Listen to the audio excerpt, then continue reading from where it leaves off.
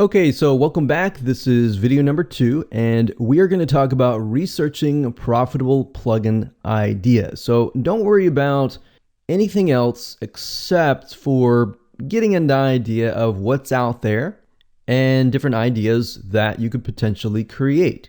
Now, obviously, if you already have a plugin in mind, you probably could skip this video, but it's a good video to watch just in case you decide to have another idea in the future. So let's do some quick research to show you what plugins are in demand by looking at what we call consumer demand. And that's really what drives whether or not your plugin is going to be profitable or not, whether or not there is a need out there.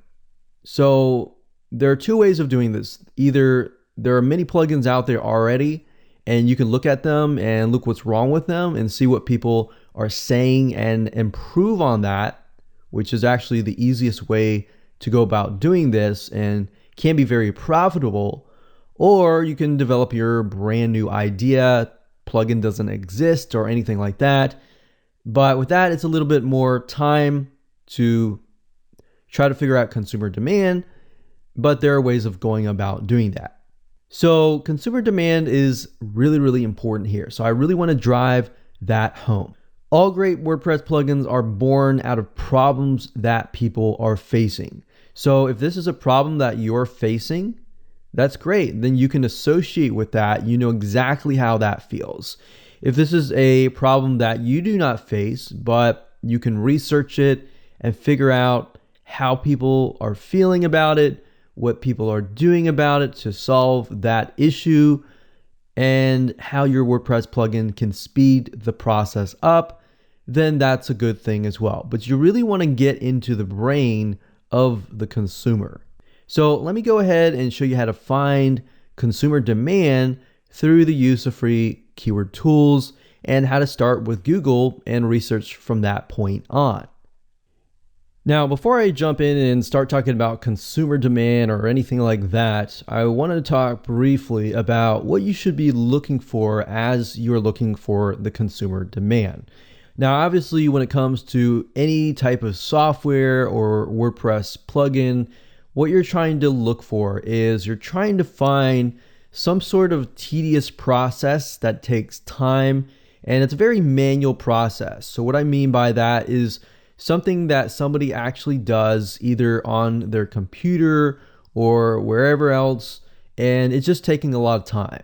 And you have to speed that process up. And they're willing to pay for the ability to speed that process up. All right, so if you look at most WordPress plugins, they basically speed a process up, or they help you in some sort of way. They basically take some process that could take anywhere from a couple hours to a couple days or even a couple weeks, and it speeds the whole process up, thereby saving you time. That's one of the reasons why most people buy pieces of software, because it automates the process. So as you're looking through for consumer demand, or as you're looking for plugins, you want to find something that is sort of a pain point, meaning it's really frustrating because you have to take all this time to actually do it. All right, so if we head back over to Google here, and if we think about it for just a second, if we think that softwares often are born from frustrations. So you can go to Google and type something like top frustrations and let Google complete it for you, such as top frustrations in life, top frustrations at work, top frustrations in gaming. So you could think about something you enjoy yourself or something that you have done that takes time on the computer and you want to speed the process up. All right. But usually this process with a WordPress plugin needs to be something that is on your website. So top frustrations related to maybe your website. And then go from there and try to figure out what these top frustrations are. So if you just take some time to just go through the articles, so let's open up these here. And you may or may not find the WordPress plugin that you're looking for, but you're kind of getting an idea of what is happening on the website itself. So we can see like playing Messenger, lacking communication, changes, continuous edits. So maybe you could develop a WordPress plugin around that. Wavering deadlines, time management. You can develop a WordPress time management plugin. You can go through here. We can go to a different article here. So this is Quora, and we see this guy says providing high quality fresh content.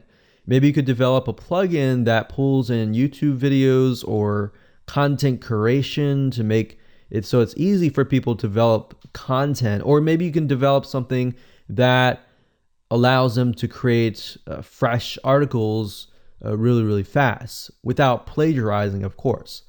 And then we go down and let's look at a different article. What are your top 3 frustrations with your website?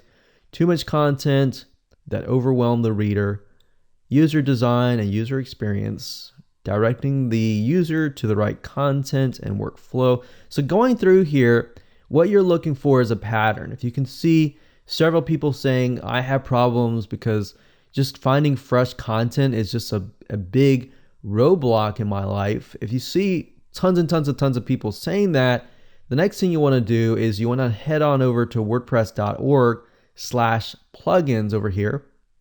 And then you want to type that in. So we could type in something like time management and see what we get. So as we can see, a good amount of plugins, and we can see, if we can see more plugins, that means there is definitely a demand. Now, if you see a lot of plugins, but there's no feedback or ratings or anything like that, that might not be a good sign. But another thing you can do is you can see a lot of times you'll have like a really good plugin, but nobody leaves any reviews, right? So we got 4.5 stars out of 5, 22 reviews. But if you look down on the bottom left-hand corner of these boxes, you can see that 40,000 people installed it. All right, so that definitely shows there is a demand for that plugin. So if we look over here, easy appointments, 3,000 installs, 100,000 installs for events manager. So we can see the demand by looking at wordpress.org/plugins. But Jetpack here is obviously created by WordPress. So obviously they have 3 million active installs. So that means that 3 million people installed it on their WordPress site. So what you want to do is you want to go through here and find a WordPress plugin that really stands out to you. So let's say we want to click on this one here, and you want to get an idea of what it does.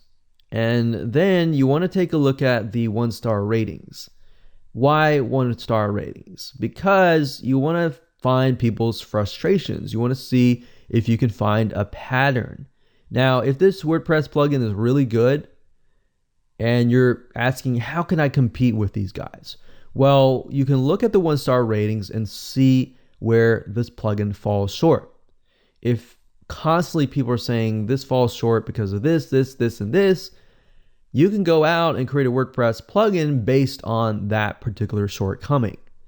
And then you come out with it, and you know that it's going to sell because you have so many people that are frustrated. Now, obviously, you need to make sure that people are willing to buy for that, and we'll talk more about that later. But that's just a simple process that you can take by going to Google, typing in top frustrations, website, or things I hate about my website, or something related to WordPress, and then find those and dig deep into those pain points. You can do the same thing with YouTube. You can do the same thing with Facebook. Use the search bar at the top and find frustrations that people have. So that's a good way to kind of figure out consumer demand in the terms of figuring out how many people are frustrated with the specific problem. And that's really what we're trying to drive home. All right, so let's move on to the next video.